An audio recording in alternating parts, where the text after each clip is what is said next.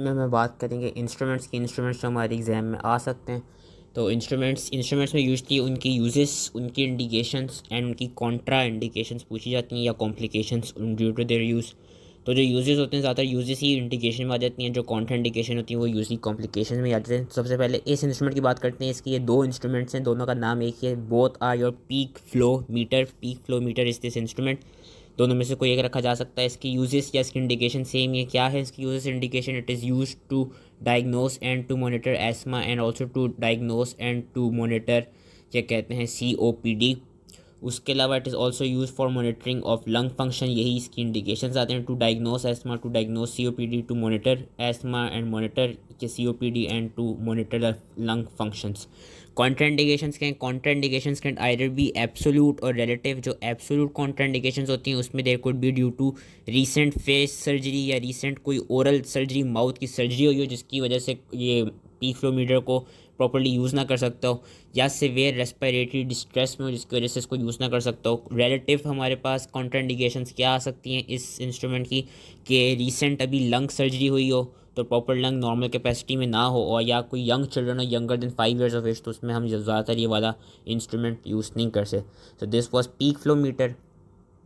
अब now this is your CVP line, या it is also known as क्या कहते हैं सेंट्रल वीनस प्रेशर लाइन, या सेंट्रल वीनस लाइन भी कभी कभी कहते हैं। ये वाली भी एंड ये वाली भी, these both are same thing. इनमें से कोई भी अगर रखी जा सकती है। This is your CVP line और सेंट्रल वीनस लाइन।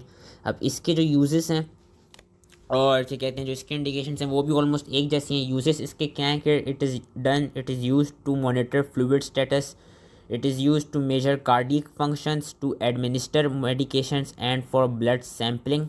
और जिसके वो हैं indications and diagnostic indications, therapeutic indications. Therapeutic indications में वही चीज़ आ जाती है कि it is use to administer medications like antibiotics और योर कीमोथेराप्यूटिक ड्रग्स और एनी पैरेंटल न्यूट्रिशनल क्या कहते हैं न्यूट्रिशनल सब्सटेंसेस।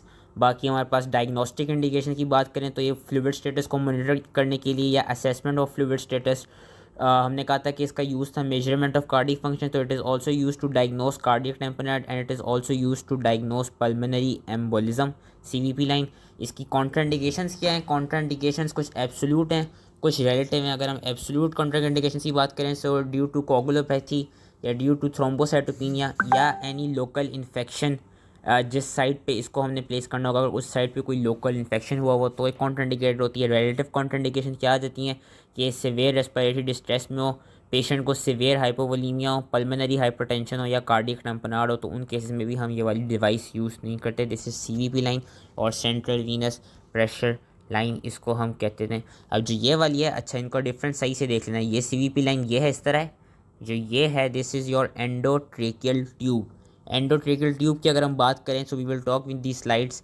एंडोट्रेकियल ट्यूब की हम बात कर लेते हैं। एंडोट्रेकियल ट्यूब इन्होंने दिखाई हुई है, ये रही एंडोट्रेकियल ट्यूब।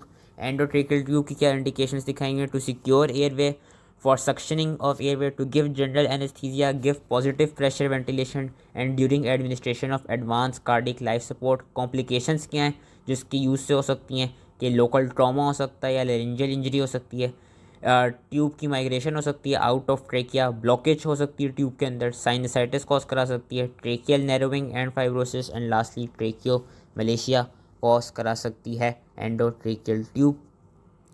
अब हम आगे चलते हैं।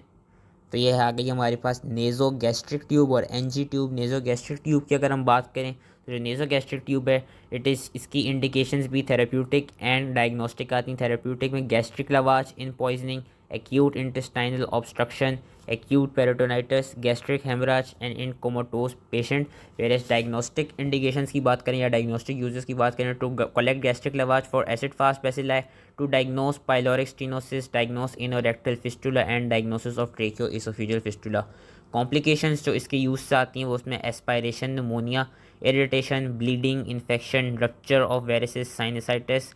और कॉन्ट्राइंडिकेशंस की अगर बात करें तो kerosene poisoning, corrosive poisoning, facial trauma and injury to cervical spine. इन स्टेट्स में हम इस ट्यूब को, नेज़ोगैस्ट्रिक ट्यूब को यूज़ नहीं करते। अब these are your syringes. Normal syringes हैं डिफरेंट डिफरेंट साइज़ की। एक 5 वाली है ऊपर वाली, मिडल वाली 10 ml की है, नीचे वाली 20 ml की है। सिरिंजेस वैसे ही सबने अपनी लाइफ में सिरिंजेस देखी होंगी। सिरिंजेस के भी अगेन यूजेस और इंडिकेशन सेम ही होती हैं कि वी नो के जो सिरिंजेस होती हैं they are use to administer medications like your local anaesthesia, या टू एडमिनिस्टर एंटीबायोटिक्स, या टू एडमिनिस्टर एनी वैक्सीन्स, या for collection of blood sample, या अगर हम फ्लूइड की बात करें तो हम कॉन्ट्रास्ट मीडियम को भी इसके थ्रू हम एडमिनिस्टर कर सकते हैं। हम क्या कहते हैं फ्लूइड रिप्लेसमेंट में जो नॉर्मल सलाइन होता है, कभी कभी सलाइन को इसके थ्रू हम क्या कहते हैं रिप्लेस कर सकते हैं। हम इसको एज अ इंजेक्शन यूज़ कर सकते हैं, एपिड्यूरल क्या कहते हैं इंजेक्शन देने के लिए, या इंट्रा आर्टिकुलर इंजेक्शन देने के लिए, या इंट्राडर्मल इंजेक्शन देने के लिए। So these are all uses and indication of syringes. Contraindication क्या है कि वही अगर पेशेंट कोगुलोपैथी स्टेट में हो, थ्रोम्बोसाइटोपिनिया हो, या वो जिस जगह पे ये लगानी है सिरिंज वहाँ की कोई स्किन कंडीशन हो लाइक सोरियासिस वगैरह हुआ हुआ है, या ऐसा हो कि क्या कहते हैं उस लोकल साइट पे कोई इन्फेक्शन हुआ हुआ है, तो उस केसेस में हम सिरिंजेस यूज़ नहीं करते। वरना क्या कहते हैं सिरिंजेस का तो सबको पता ही है यूजेस ज़्यादातर क्या कहते हैं आते हैं इसके। अब ये जो है these are your lumbar puncture needles, ये डिफरेंट डिफरेंट साइजेस की हैं, इसलिए इनके different different colours and colours के लिहाज से साइज़ नहीं पूछा जाएगा, बस ये पता होना चाहिए these are your lumbar puncture needles and LP needles भी कहते हैं इनको। लंबर पंक्चर नीडल्स की बात करें तो लंबर पंक्चर नीडल्स की indications are diagnostic and therapeutic. Diagnostic में to diagnose subarachnoid haemorrhage, meningitis, encephalitis and myelopathies, and therapeutic में to lower CSF pressure, intrathecal administration of chemotherapeutic agents, antibiotics and immunoglobulins. Complications क्या हैं? Failure of procedure, trauma to local structure, infection, headache, backache, brain stem herniation, CSF hypotension. Contraindication क्या है कि raised intracranial pressure main चीज़, space occupying lesion हो, कोई shock की state में, सेप्टिसीमिया हो, कोई ब्लीडिंग डिसऑर्डर हो, स्पाइनल कॉर्ड कंप्रेशन हो, या लोकल इन्फेक्शन हो एट क्या कहते हैं साइट जहाँ पे देना होता है लंबर पंक्चर L3 L4 वाली साइट पे, तो उसमें हम इसको यूज़ नहीं करते।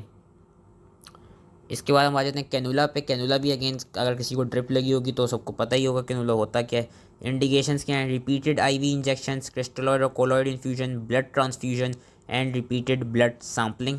कॉम्प्लिकेशंस क्या हैं? Phlebitis, haematoma, embolism, infiltrate of subcutaneous tissue instead of when भी हो सकता है अगर कोई प्रॉपर क्या कहते हैं एक्सपीरियंस बंदा ना हो जो कैनुला लगा रहा हो। कैनुला अगेन कलर से यही पता चल रहा है कि डिफरेंट साइज़ के, ब्लू वाले कम साइज़ देख सकते हैं बड़ा है कम्पेयर टू रेड वाला। These are your insulin syringes. Insulin syringe की अगर हम बात करें, इंसुलिन सिरिंजेस की इंडिकेशन क्या है? To give subcutaneous insulin, give subcutaneous heparin, give BCG vaccine, give IV insulin in case of diabetic ketoacidosis. Method of administration याद करने की जरूरत नहीं है। कॉम्प्लिकेशन ऑफ प्रोसीजर पता होनी चाहिए। कॉन्ट्राइंडिकेशन भी आ सकती है अगर पेशेंट हाइपोग्लाइसीमिक स्टेट में हो, या क्या कहते हैं वेट गेन हो, वेट गेन तो इसकी चलो कॉम्प्लिकेशन है। पेरिफेरल एडिमा हो, लाइपोडिस्ट्रॉफी हो, जैसे अगेन कॉम्प्लिकेशन। एलर्जिक रिएक्शन हो सकता है इंसुलिन सिरिंज का। फॉर्मेशन ऑफ इंसुलिन एंटीबॉडीज़ भी हो सकती हैं। These are complications of insulin syringe. अब जो ये है एंड जो ये है, दीज बोथ, इसको कहते हैं वही फोटो मैंने दो तरह से ली हुई है। These are your core biopsy needle. तो कोर बायोप्सी नीडल दीज इनकी जो यूजेस हैं, इनकी जो इंडिकेशंस हैं, these are used to diagnose cancers. क्योंकि इसमें हम बेसिकली कोर बायोप्सी नीडल करते क्या है, हम डिफरेंट साइट से टिश्यू का सैंपल लेते हैं और फिर उसको क्या कहते हैं हम बेसिकली वो डायग्नोसिस के लिए हम कहाँ कहाँ से सैंपल ले सकते हैं। हम बेसिकली बायोप्सी के लिए ये कोर बायोप्सी नीडल यूज़ होती है। हम ब्रेस्ट से, लिवर से, किडनी से, किसी भी ऑर्गन से हम इसकी बायोप्सी ले सकते हैं। या हम इसकी अगर हम थेरेप्यूट इंडिकेशंस की बात करें, इंडिकेशंस भी इसकी यही डायग्नोस्टिक इंडिकेशंस यही होती हैं कि for diagnosis of cancer, diagnosis of breast, liver या kidney cancer. And therapeutic indications की ये होती हैं कि ये क्रायो एब्लेशन कॉज करा सकती है। एंड ये क्या कहते हैं थेरेप्यूटिक क्या कहते हैं जो वो होती हैं हमारे पास थेरेप्यूटिक मेडिकेशंस जो होती हैं उनको ये कभी कभी डायरेक्टली डिलीवर कर सकती है जिस साइट पे भी हमने डिलीवर करवाना हो। तो ये है हमारी कोर बायोप्सी नीडल। इसकी भी वही अगर हम कॉन्ट्राइंडिकेशन की बात करें कि पेशेंट को कोई ब्लीडिंग डिसऑर्डर हो, कोई कोगुलोपैथी हो, या बायोप्सी साइट पे इन्फेक्शन हो, या थ्रोम्बोसाइटोपिनिया हो। ज़्यादातर जो हमारे पास सिरिंजेस और इस तरह के मटेरियल्स इनकी हम जो वो देख रहे हैं ना कि इनकी कॉम्पोनेंट कुछ नहीं याद आ रहा हो कि क्या है कॉन्ट्राइंडिकेशन, तो यही लिख देनी कि कोगुलोपैथी है, थ्रोम्बोसाइटोपिनिया है, या जिस जगह पे उसको नीडल को घुसाना है वहाँ पे कोई हमारे पास इन्फेक्शन हुआ है। तो इस तरह की कॉन्ट्राइंडिकेशंस आते हैं। अब हम आ जाते हैं last but not least last instrument. This is your bone marrow biopsy needle. Bone marrow biopsy needle है एज द नेम सजेस्ट कि इसकी क्या इंडिकेशन एंड यूजेस हैं। For diagnosis of any blood disorders like your leukaemias, lymphomas, या क्या कहते हैं diagnostic of any क्या कहते हैं कैंसर्स, या diagnostic of any blood disorders में हमारे पास ए प्लास्टिक एनीमिया या एनीमिया ऑफ क्रॉनिक डिजीज़ भी आ सकता है। To diagnose bone marrow failure and क्या कहते हैं to harvest the stem cells and also to, इसकी थेरेप्यूटिक इंडिकेशन ये है, ये है बोन मैरो बायोप्सी नीडल जो है ये इस तरह दिखाई हुई है और ये पीछे का इसका कैप है ये इस तरह करके खुल जाता है। तो ये इन्होंने दिखाई हुई है बोन मैरो बायोप्सी नीडल कि ये क्या कहते हैं स्टेम सेल्स को भी हार्वेस्ट कर सकती है और ये मेडिकेशंस को भी डिलीवर करा सकती है डायरेक्टली बोन में। उसके अलावा ये बोन मैरो ट्रांसप्लांट के लिए भी यूज़ हो सकती है फॉर डायग्नोसिस ऑफ एनी एनीमियास, क्या कहते हैं for diagnosis of any blood disorders. इसकी कॉन्ट्राइंडिकेशन से कॉन्ट्राइंडिकेशन ये कि अगर अगेन पेशेंट को बायोप्सी साइट पे इन्फेक्शन हुआ वो सिवियर कोगुलोपैथी हुई हो, रेस्पिरेटरी डिस्ट्रेस या उसको क्या कहते हैं कार्डियोवैस्कुलर डिस्ट्रेस हो, एंड लास्टली अगर सिवियर एनीमिया हो दैन हम ये यूज़ नहीं करते। So this is all related to instruments. यही इंस्ट्रूमेंट्स इनमें से कोई एक इंस्ट्रूमेंट आएगा एग्जामिनेशन में तो इसको अच्छे से याद कर लेना है। And thank you.